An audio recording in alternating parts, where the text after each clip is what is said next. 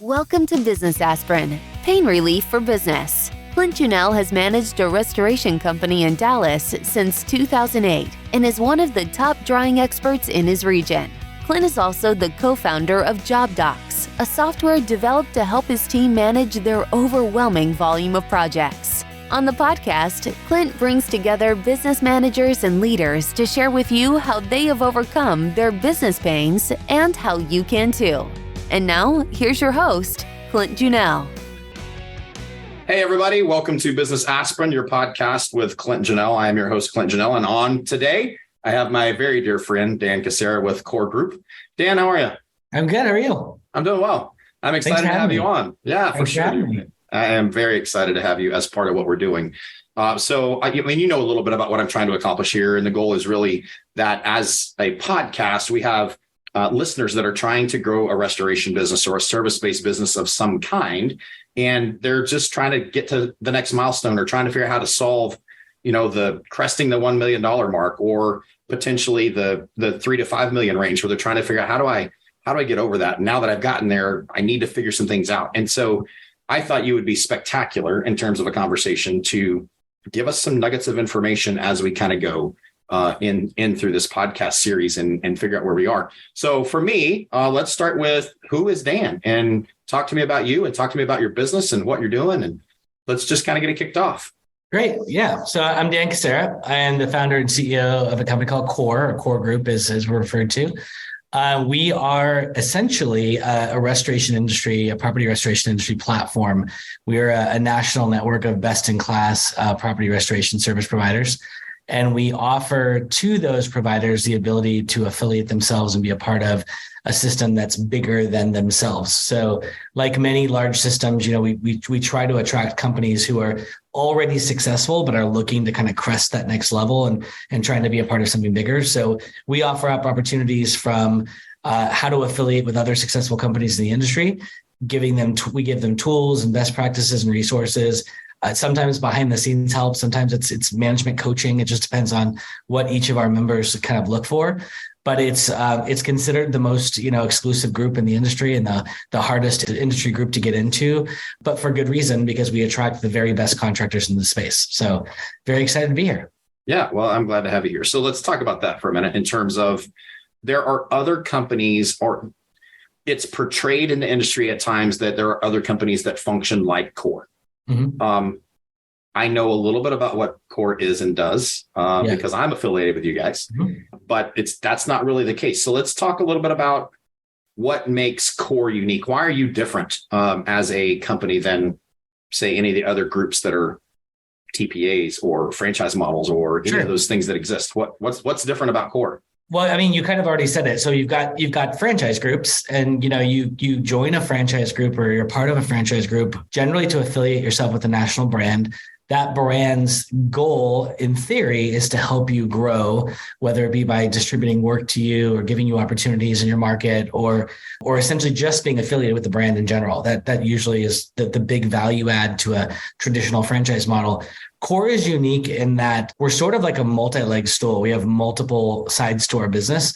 We have a franchise side of our business, but we refer to ourselves as a hybrid franchise model.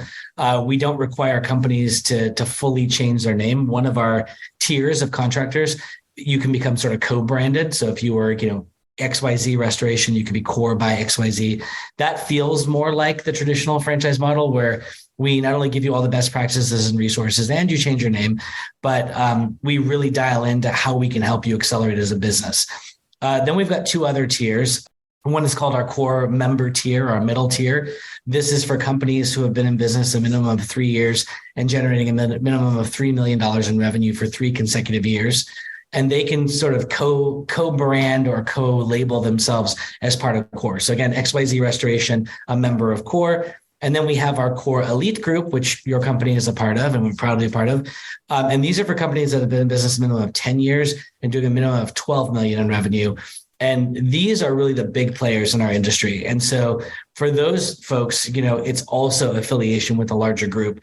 There are some really impressive companies in this industry, and many of which are a part of Core. I mean, just really incredible businesses. And I get the luxury of getting to know the founders of these companies and seeing what they've built from the ground up to these, sometimes hundreds of millions of dollar companies that are just remarkable.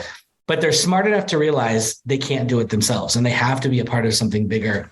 So the other things we do at Core, so we have the industry's largest buying program. So we guarantee best of market pricing. We give rebates to contractors.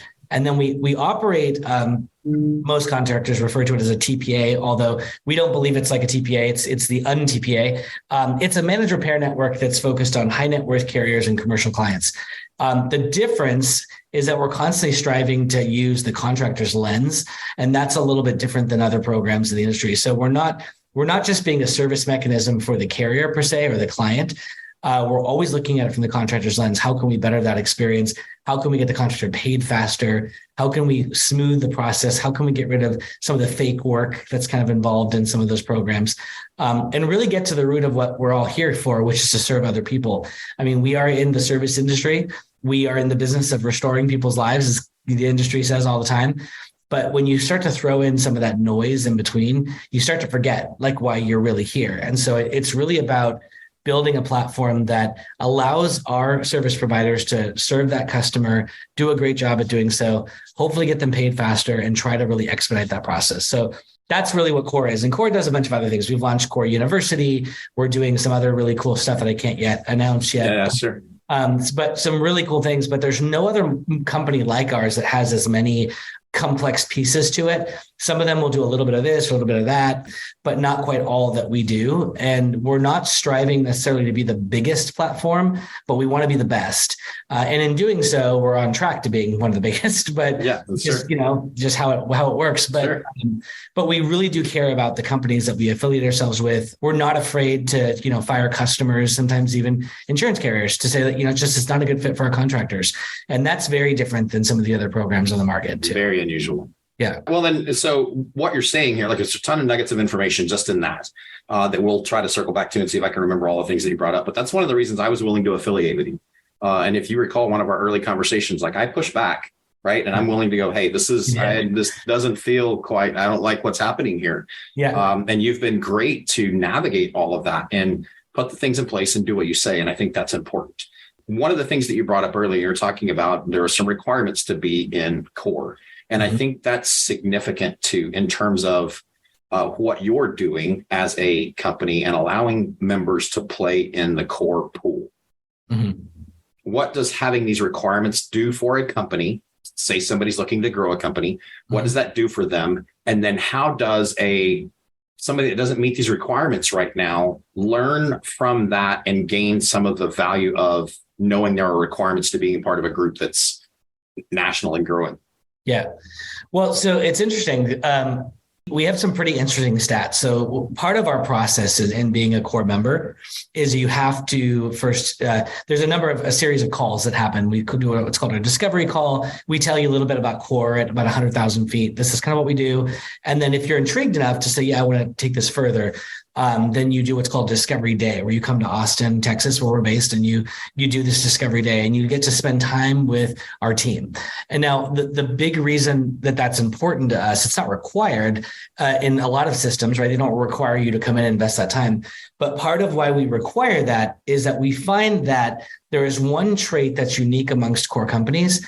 And if we don't see that trait, or that trait doesn't come out during that engagement, whether with myself or my team, or let's say we complete the Discovery Day and we all go out for dinner and just spend some social time, it's really folks that support and foster collective growth. So if you're an entrepreneur and you're a business person, right, you get up every day. And as you know, like any business person, you wake up every day unemployed. You have to hustle, you have to build that business, and restorers know that more than anyone. There's no guarantee that you're going to get that work over and over and over again. But what's interesting is that some restorers will come in with this attitude of, I want to just get what I can get from this and then move on to the next thing. And others come to this, not just what is Core going to do for me, but they actually come to it with like, this is what I think I can bring to Core, which is really, really valuable to us because it shows us that not only are they going to bring the wealth of knowledge that they bring to the table, because I think oftentimes that's sort of underappreciated what the restorer brings to the table, but they also know that they can bring that to other core members. And that is really the trait that we kind of look for. Yes, there are minimum requirements in terms of revenue and how long you've been in business and all that stuff. And that's great. But we've turned away companies doing $100 million. We have turned away and said, it's just not a good fit. I actually did one this morning where I just said, sorry, I don't think it's a good fit. And primarily because I just don't think they're going to contribute to the greater group any value that is going to benefit the rest of the core members. It's funny. I had this aha recently. It feels like matchmaking, if that makes sense. It feels like matchmaking. So I feel as though when they come to see us, they're looking at core and they look at the value that core brings. But we're always looking at it from how are they going to play with the other core members once they're here? Once we sort of let them into the club, if you will, what will that look like going forward? So if they attend our conference, if they attend our events, what does that engagement look like? And so we very much talk internally about if we bring this individual in, are they going to play really well with, so-and-so or these folks, or we can just sort of identify that there's going to be a rub or whatnot. We know Clint, and we know that he doesn't get along with a lot of people. So we know that I'm just playing. No, but it is true. We look at that. And I would say of the people that come to Austin, and we probably have 3 to 4 companies a week that come in every single week for most of the year. I'd say, easily 10 and a half months of the year, we have folks coming here. Only about 60% of them do we take to the next level.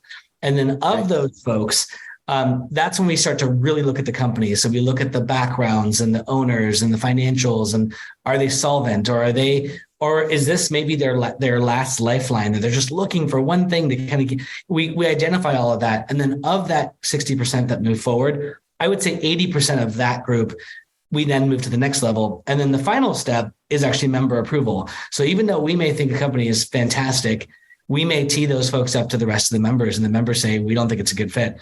Because oftentimes those members know those companies, in the marketplace differently than we do. So what's really great about that is then we start to get some insight on things that maybe were not disclosed to us, or things that maybe they didn't think were important to tell us, that we start to kind of find out from there. And then at that point, it's kind of home stretch. And then it's like, okay, the members have approved you, we approve you, then you can become a part of core. So that was something that was really important to us. We really wanted to make sure that our members had a vested interest in the other folks that were coming on board, because while we have to live with them, so do our members. And so it's really important that that engagement stays healthy. Sure. And all of that in what you're doing and how you handle that with your team, and when you've hired employees and when you've brought employees on and then fired employees, leads to this idea of culture. Mm-hmm. And I think you have done a spectacular job of creating a culture, both of restorers that are like-minded, but then a team that's like-minded, and a lot of alignment. And when I say like-minded, we don't necessarily agree on everything philosophically, religiously, spiritually, politically, but as a group in business, everybody is saying, I'm in, and I'm going to take this whole thing forward. So talk to me a little bit about important culture is, and why you're so adamant about ensuring that you have the right culture all the way around. Well, because I think that's important for other businesses too, right? To recognize and go. Absolutely. There are many systems out there that talk about, hiring for culture first versus skill, right? Skills can be trained. You can be new to this industry. I mean, I was new to this industry 22 years ago, and I had no idea what restoration was. It took me a good couple of years to finally go, this is everything we do, right? And so the skill set can be trained. The industry can be trained. The role can be trained. But what you cannot train are values, individual values. So what people bring to the table, and oftentimes the owner who makes that trip to Austin to meet with us, they carry the values of that company. So they are sort of the chief visionary officer, the chief culture officer of that company. And it's a pretty good indication of what the rest of the company looks like when you meet the founder or the owner or the leader of that organization. So just like when we hire here at Core, we always hire for core values first. And then we hire for skill or knowledge of the industry and all that kind of stuff second. Because if we can find a good culture fit or a good values fit, then it's a no-brainer. Whether or not, so we're an EOS company, so we operate on the EOS operating system. And in EOS, believe it or not, we were doing this before EOS, which is why we liked EOS so much. It just kind of worked, is that you hire first based on values, as your values alignment. And then you hire with, again, something called whether they get it, want it, or have the capacity to do it. And those things can be trained, right? Those things can absolutely be trained. But if they don't have the values and they don't have the culture connection, and not just like, oh, we like to be outdoorsy, so therefore they align. Those aren't really values. That's more of, how do you work as a company? But your values are really like sort of what you represent as a person. And as we're looking at companies, again, the value of the visionary or the founder really speaks to the people that they hire. What are the things that they're willing to allow, versus, because if someone claims that they are this great individual who cares about, restoring people's lives, and they're all the right reasons, you're hearing it all, and yet they're hiring people who are taking advantage of people and, essentially doing things that are unethical, that shows you that clearly those values. Something isn't aligned. Exactly. Yeah. And in some cases, it's just poor decision making, right? They don't have the values. They don't have an EOS type system in place. And that's a thing that's pretty significant in regards to going, okay, how do we navigate all of this and make sure that we are creating a culture? You talked about core values, not core your brand values, but still at the same time, yes, your brand values. But when you talk about EOS, you have the core values piece. And there are charts out there that say, hey, look, do you want a person that's a high performer, but low moral character, low values, low trust? Or would you prefer to have a mediocre performer with high trust, high values? And that's kind of how you arrived at that, which you were doing that all before you ever implemented EOS. But let's talk about that. Let's talk about implementing EOS and like, what was the pain that you were trying to solve when you looked to EOS? Why EOS? And what is your thought about all of that? I think what's kind of interesting is, human beings in general, not just this industry, human beings in general operate in these sort of personas, right? Like we invite folks to come to Austin, and part of that initial presentation on Core is understanding our company history. A lot of that company history is my background. So, I was the CEO of DKI. I was very, very, very short period. I was the CEO of Cedric Repair Solutions. I was CEO of Cunningham Lindsay's Oriel, and they see that. And they assume, oh, wow, you're quite accomplished. You must have all the answers, right? They assume you've got the tenure, therefore you must have all the answers. But I will tell you, I oftentimes reflect in my very first role as a CEO in this industry, which was the CEO of DKI. I was 30, just turned 34 years old. I was very young, and I had taken this role, and my ego told me this was the role that I was ready to step into. But quite frankly, I learned very quickly that I had no idea what I was doing. No idea. I had made tons of mistakes. Mind you, I adapt very quickly. So I was correcting those mistakes quickly, but I didn't have all the answers. And then when I launched Core, I'm now several, decade plus later, and I have a lot more knowledge on what it means to be in this role. I still realized I didn't have all the answers. And what I was doing is I was operating on sort of my own personal fuel of like what I wanted this vision to be, but I needed structure. So I felt like I had a really great engine, but we had no rudder. We couldn't figure out what direction to go. And we just wanted to build everything. And what EOS did for us, and believe it or not, I found EOS through some of our members who I was having conversations with these uber successful restoration providers who were telling me, oh, I hit this threshold, and then we adopted EOS and my company took off. And I had no idea what EOS was. It's the entrepreneurial operating system based on a book called Traction and all that stuff. And it just sounded like a lot. And EOS for us was easy to implement. Our people got it pretty quickly. I got it very quickly. It allowed us to create a rhythm and a structure for how we operated the business. Everything from when our meetings were, how long our meetings were, reporting on what's important and not what's not important, all that stuff, and that sense of clarity really allowed us to realize, okay, we are on the right track. Thankfully, we didn't adopt it because the company wasn't doing well. We adopted it because we just needed more structure. And it's been remarkable for us. What's really cool, and I kind of love this, is that my sort of long-term vision would be amazing if like all of our core companies could be on the same sort of rhythm and operating system, which would be amazing. But what's even cooler is when we have candidates come to Austin, I give them a copy of Traction. I give it to the owner and say, hey, whether you do something with this or not, take this. Because no one ever gave that to me. Until I absolutely needed it. And you may not realize you need this, but try this. Sometimes I go, oh yeah, we're already on this, or we're on something similar, which is great. It doesn't have to be EOS, it could be anything like it.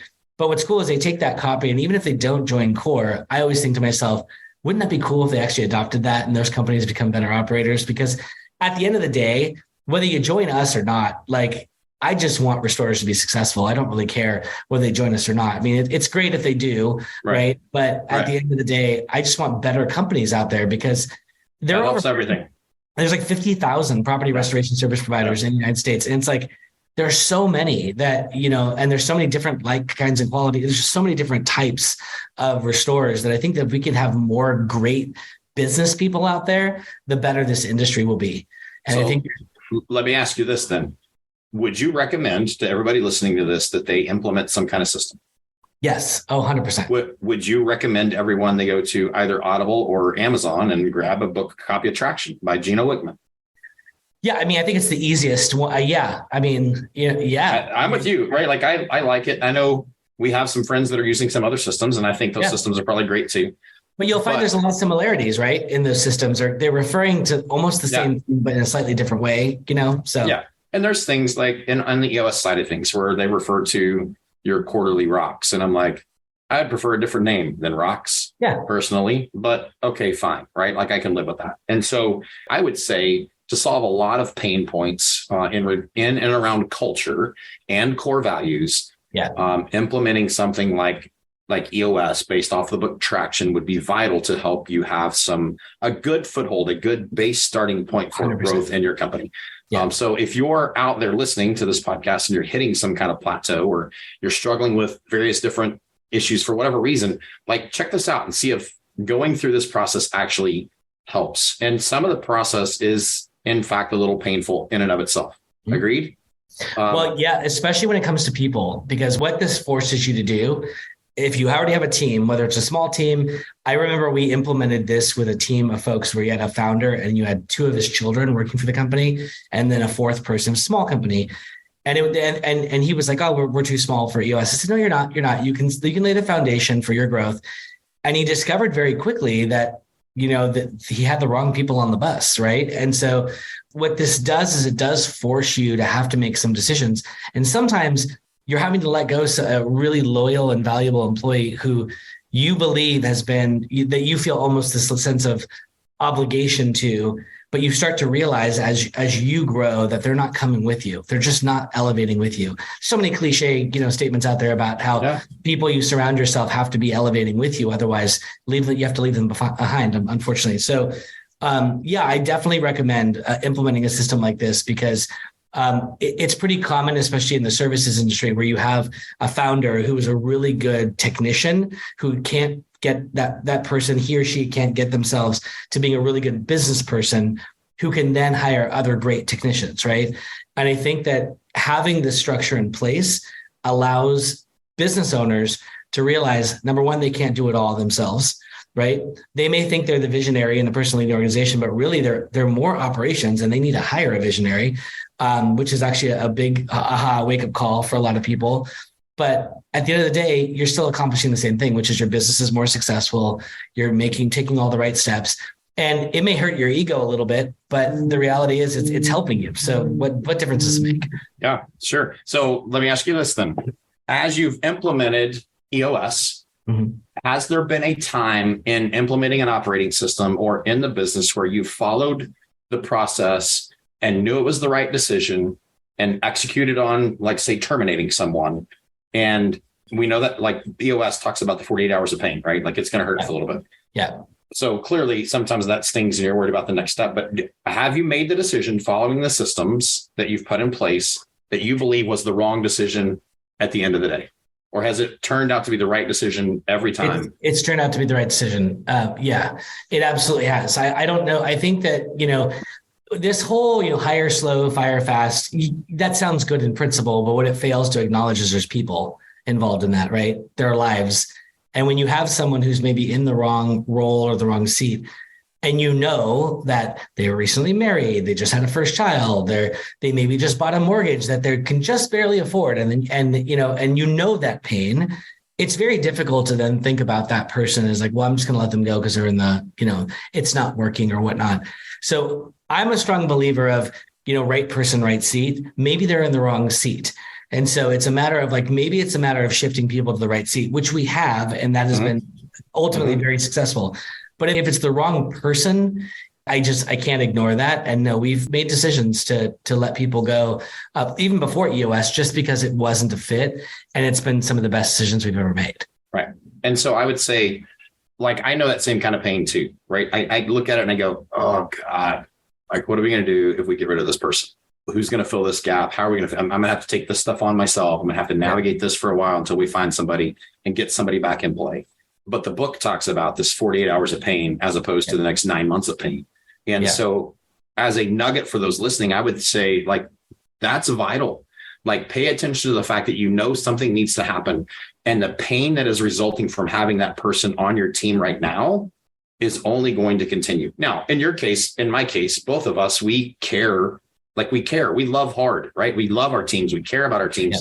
Yeah. And so it's very difficult to be in a position where you're going, okay, this is going to have to be over. I've got to terminate this, because you do know those people, you do know what's happening, and you do care about them. In both of our cases, we make decisions to try to move somebody to a different seat first and see if that solves the problem. And in some cases, for both of us, it's even worked. Like, you've had some very good successes that way. At the same time, there's been some where you've done that still didn't work, and you have to cut ties. So I think it's important people hear that very clearly, right? Culture, core values, being aligned with your team in terms of who you are and what you're really trying to accomplish is significant.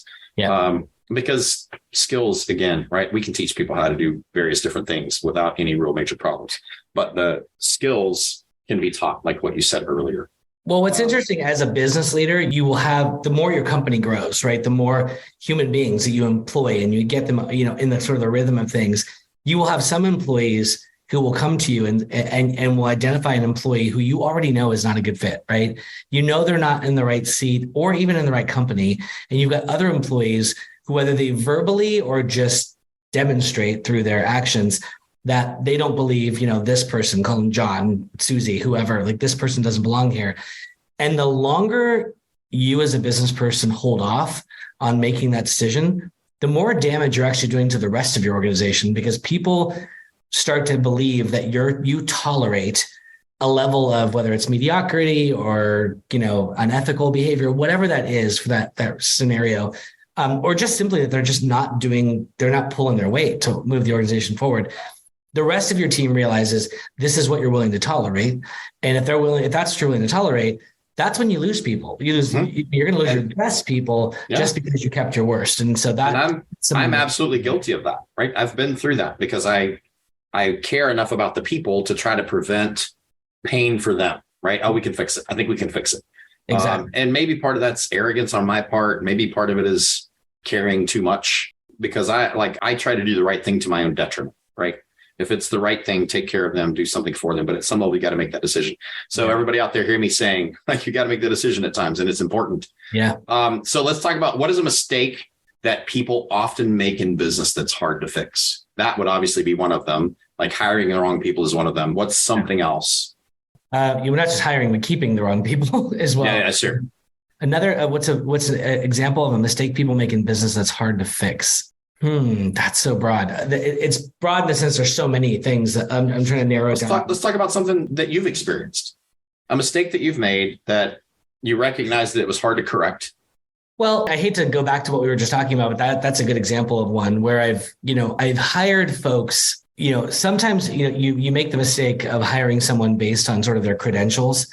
We have this massive industry that we serve, but it's a very small community. Most people in this space know each other, right? Like, most of us know who the players are in this space. And sometimes there've been a couple instances in my career where I've hired someone who, looks great on LinkedIn and everyone knows them and all that kind of stuff. And you hire somebody and you think that their persona, kind of what's out there, what people think of them is going to somehow benefit your organization, and you're going to bring that, right?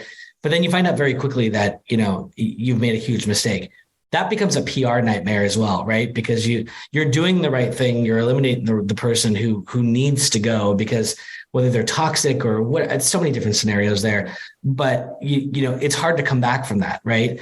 But I think that what I have learned is, as long as you stick to your guns, you stick to the truth, right? You don't come up with, when I say it's a PR nightmare, PR is also spin tactics. How can I spin this to make myself look better? I think that if you're honest about it, And then when that does come up with people, you're honest about it. You just say, it didn't work, or these are things I don't tolerate, whatever. And you're honest about it. And you own the fact that you made that mistake. I think you can recover from that. But I also think a lot of business leaders are not willing to admit when they make mistakes. I mean, oftentimes for sure. They make massive mistakes and they pretend like they pretend they don't do it. And that's something that I would say you can recoup from something like that as long as you're willing to own the fact that, hey, I made an honest mistake and it was just didn't work. So, yeah. And I think that's vital, right? But you're right. So many people are not willing to go, hey man, I messed up, and own it. Yeah. But the reality is all of us do. Like we've screwed something up. We've made mistakes. And I would much rather as a person have you own what you messed up and be truthful with me. And I can respect that instead of being everybody else's fault. And, I didn't have anything to do with it. And, it's not, those kind of things drive me nuts in terms of personalities doing that sort of thing. I think not to get too philosophical, but something just came to me. I think a big mistake that people make is not admitting what they don't know. I would say that's probably the biggest thing. People in general tend to posture, they lead with their ego. And I think that the faster you can admit that you don't have all the answers and that you don't know it, the faster you will surround yourself with the right people who have the right answers. And the whole, cliche statement of surround yourself with people who are smarter than you, I get to do that every day. Like my employees are smarter than me. My members are smarter than me. Like I know that, right?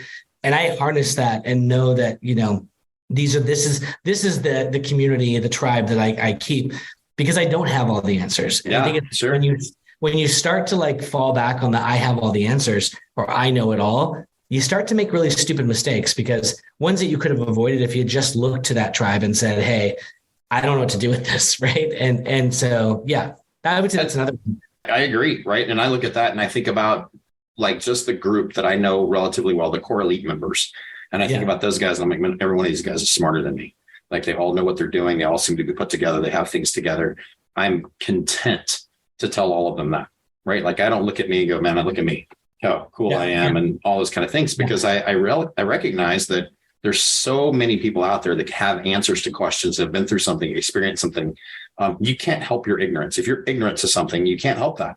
Until you've had a chance to experience and somebody to teach you, you're not going to know the answers to the questions. So stop thinking that you're going to look stupid to somebody that you don't really care about anyway, because you don't really answer the question. Get the answer to the question, make your company better, grow your company, make it solid, right?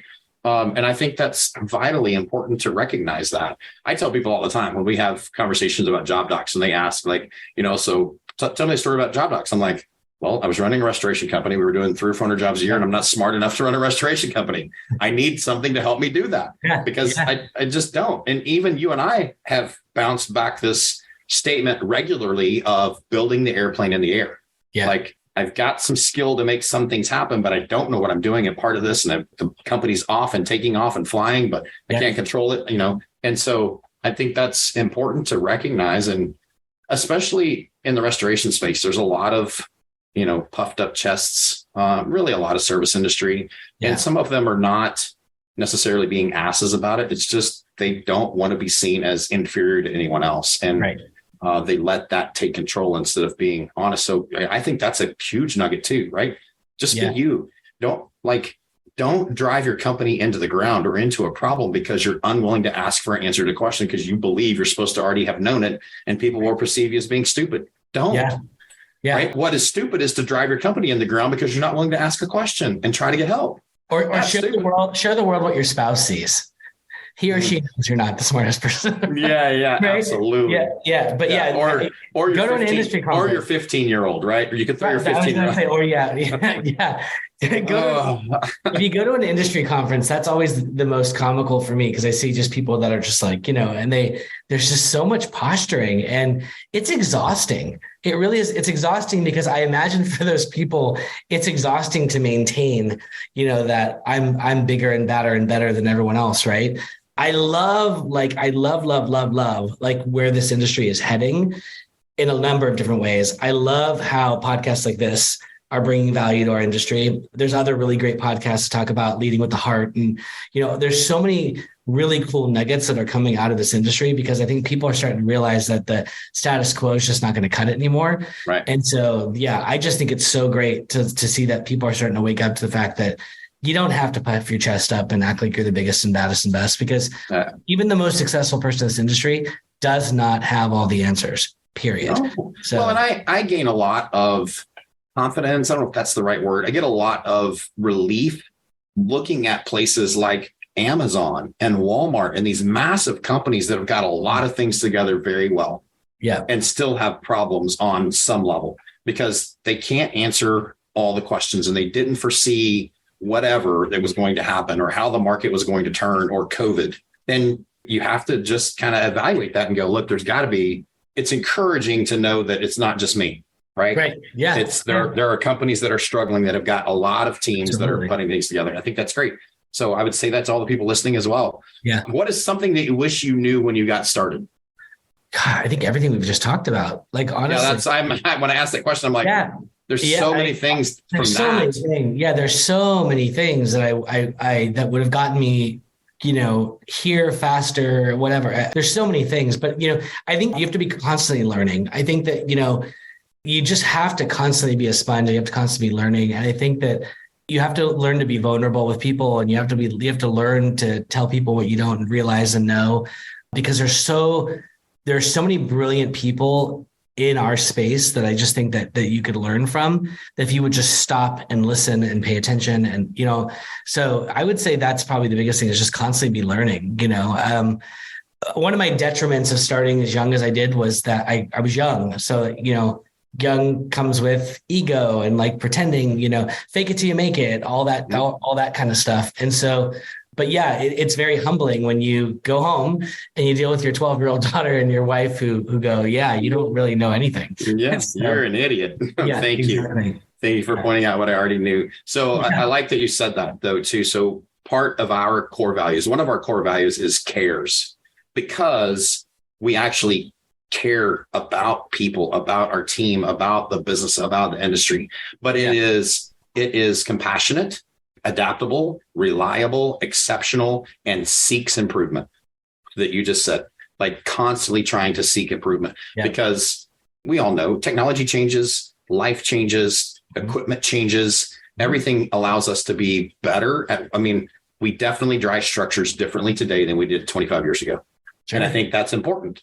And so that being said too, like the way my dad is wired, my dad really feels like he has to touch all of the projects that he has and he's on in his business. And as a result, he's kind of limited his ability to have growth and have success, because he is stuck in, this is the way things happen, and doesn't adapt to that. He doesn't seek improvement he's not trying to suck at his job, but he's not looking at the things happening around him. He's old, right? Like he's, 73 years old at this point, but it's one of those things. I can't wait till he watches this. He's not even going to know about. Here's his son. Right? Like, he's old. Maybe he won't even be able to find the podcast. Who knows? I still love him, right? But it's one of those things where it's like I've learned a lot from that. Honestly, some of the things that I do, the fact that some of my restoration projects I never even touch or talk about or even know about, is because, which you can't either. You don't know everything that's going on, because if you do that, we can't have what's happening. And so I learned that from watching him.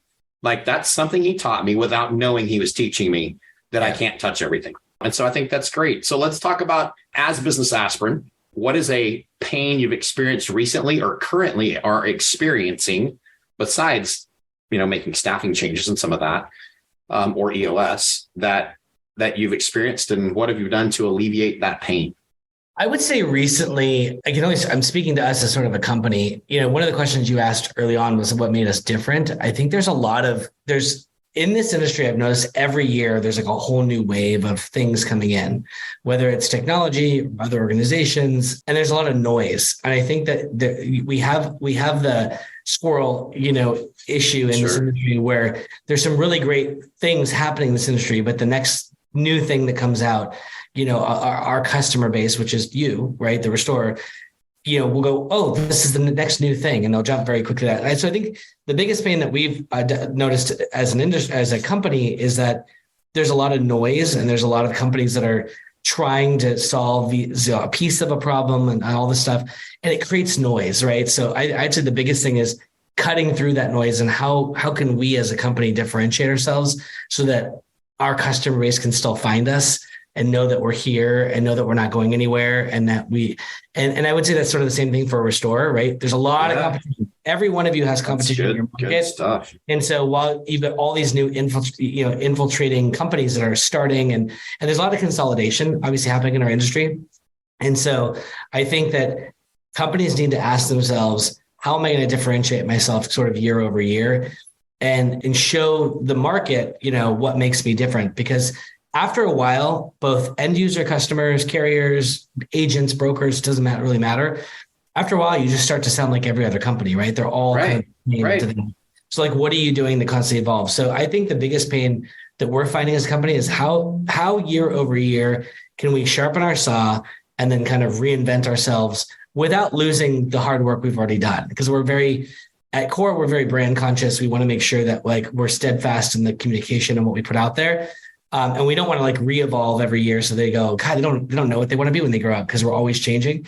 We stick to what, our message, but we're always looking for, like, this year, we're already talking about 24 right now. And like, what are we going to say to the market in 24? Not just introduce something new, but like, what are we going to do that's going to differentiate us from other people? And I think that's big, because on a sort of local restorers level, there's a lot of competition. And then even on a national level, there's a lot of competition. And then you start to get into space where we are, where we're only one of, a handful of organizations like us, but there's a lot of competition. So like, what makes us different? Because you spend most of your time comparing, people will compare you to what do you like, and you asked that early on the call, there's organizations like you. Well, they are, but what's that thing that we're going to do that's going to show people that we're different? Right. And Well, I think you've done it well. And I think that's something important for everyone to hear, though, is yes, there's 74 different social media channels. I made that number up. I don't really know, but it seems like it, right? Yeah. There's all these places. That's very specific, by the way. That are very 74. Well, I couldn't use a half number, but I could have done that, right? Yeah. That are vying for your attention. And so your consumers, the people that are having issues, are also having that same experience. Yeah. Tons of things are vying for their attention. So that noise that you're talking about is significant. And not everything is the right solution. So how do you present yourself as the right solution for the right customer? And even to that aspect, which you talked about earlier, not every customer is the right customer for you either. And so obviously as a restoration company, when we started, every job was a job we wanted, but sometimes they burn you. Sometimes they're not good for you. And so you got to pay attention to that too. Like, pay attention to the noise, find out what's going on. Find your wheelhouse, get in your wheelhouse and stay there, right? And do your job and do it exceptionally. Yeah. You can't be everything to everyone. That's for sure. Absolutely. And when you're starting a business as an entrepreneur and you're trying to provide for your family and you have your why, which is what you're trying to solve. I mean, you jumped into being an entrepreneur for some reason, right? Generally, whatever that is, you're trying to make sure you're successful for that reason. And sometimes that can blind you to problems that you're going to walk right into. You can't run into some of those problems if you're, it's crazy. I want to be mindful of your time, Dan. We've gone past our 30 minutes. Is there anything else, last little nugget you want to share with anyone? Any closing thoughts of any kind? Yeah. And I know this is sort of it's going to sound self-motivated. I promise you it's not. We're in a very interesting time, I would say, in the world, in our industry. Things are happening very, very quickly. There's so much happening in our universe right now, right? That I think it's an exciting yet scary time for a lot of entrepreneurs. I would say what I always say, which is be a part of something bigger than yourself. Join something, build that tribe and do it quickly, because, you don't need to be on an island by yourself. And I'd say if I could give any nugget of advice, it's don't pretend you can do everything, be a part of something bigger and find the right community to be a part of. And because they're not all the same. Right. And so I would say that's probably my biggest piece of advice. I think that's beautiful. Right. And because I know you and we are friends, I know your heart. I know that's true for you. Right. It's not because you're going to tell somebody I may not be the right fit for you. Maybe you need to go be a part of another group somewhere down the road. And I think that's beautiful that you're willing to kind of be that person. I agree. Like, you have to be a part of something bigger. You have to be able to have some people you can lean on. Don't view your competition as an enemy. Right. In a lot of cases, they're insanely valuable to you. And so here in DFW, as Mr. Restore, when we're operating our restoration company, I look to build relationships with others that we can rely on. And now, as a result of some of that, we've got some other core members and core elite members here in DFW that I can rely on. And it's spectacular to be able to have that relationship that allows me to do more because I know somebody else has got my back. Exactly. If I take on more than I can take on, then somebody's there for me. And that's beautiful. Yeah, 100%. Dan, man, it's been great having you on. I really appreciate you being a part of the Business Aspirin podcast. Absolutely, dude. And we may even circle back into another one at some point because there's a lot of information and wisdom you have to share, and I appreciate it. Likewise. And, I hope to talk to you again soon. Sounds great. Take care, Dan. This has been a Business Aspirin, Pain Relief for Business podcast. If you're a business owner trying to overcome your business pains, follow us on Apple Podcasts or visit our website for more information, job-docs.com.